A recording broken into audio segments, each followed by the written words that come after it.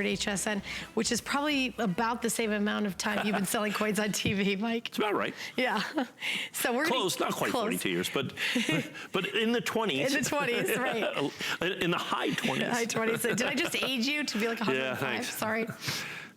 All right, the early find that we sort of gave you a little peek at now, we're going to take a minute to talk about. I'll talk about the early find here in just a second. Let's talk about what this coin is. So the United States government, they kind of did some really cool stuff at the West Point Mint this year, okay? So at the West Point Mint this year, the United States Mint did some cool stuff. So they did the pennies that they released with the proof set, the reverse proof set, and then the mint set that you're going to have right there.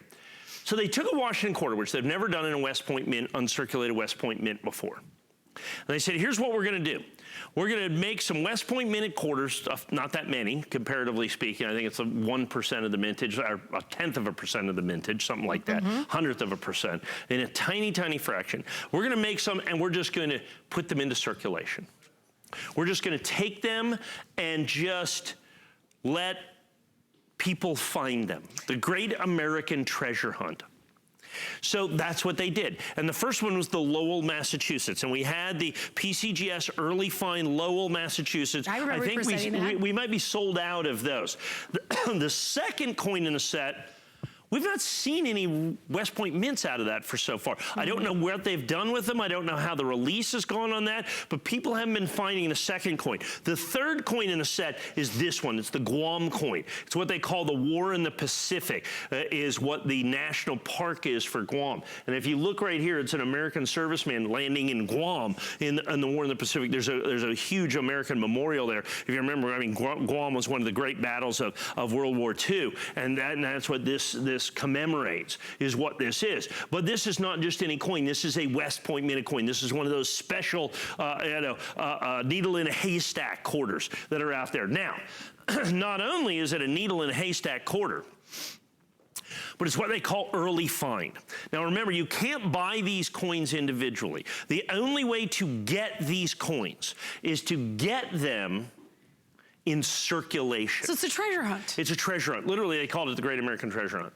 And so you can only get them. Now, early find means they were coins that were found within 30 days of the release of the coin. So they're in better condition, right? So they're better condition, and they're early find. So these coins will be being found for years. So look in your change, by the way. So if you're looking at, if you find a Lowell quarter or a War in the Pacific quarter, look for the West Point mint mark, the little W mint mark on there. If it has a W on it, you just found a $20 bill.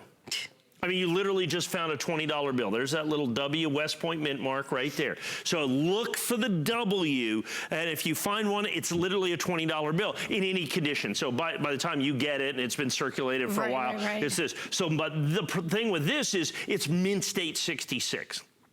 This is the highest PCGS grade that you're going to have. This is the highest PCGS grade that's even affordable. I found a Mint State 67 PCGS. I think they wanted $2,600 for it. Oh my goodness. For the Mint State 67. So this, at $249, population in early find is tiny. It's itty bitty teeny tiny in Mint State 66. So you've got the W West Point Mint. So this is the first time the United States government has ever done West Point minted quarters. And of course, if you bought the Lowell quarter, and I think I had some PCGS early find Lowell quarters, I might have a few still left on hsn.com. I'm not 100% sure, but understand, first of all, you have the special release quarter, the West Point minted quarter, not available individually. You had to find it in circulation, if you will, to be able to get that. And then, but you've got it in the highest available grade that's still reasonably affordable at Mint State 66. There's no Mint State 68s, there's no Mint State 69s, there's no Mint State 70s in the quarter that you're going to have right here. So